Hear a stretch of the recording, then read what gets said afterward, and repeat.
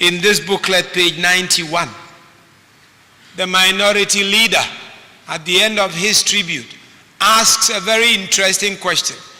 And I would like, if you permit me, to say it. Getting to the end, he says, Ghana will forever miss you.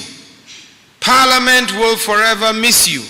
Your family will forever miss you. We, however, take consolation in knowing that your legacy lives on and that many lives you have affected will continue to live by your principles and what you stood for.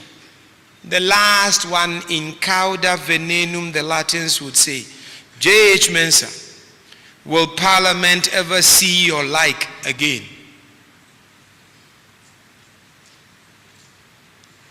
My dear parliamentarians, I say Parliament must see his like again and must see more like him.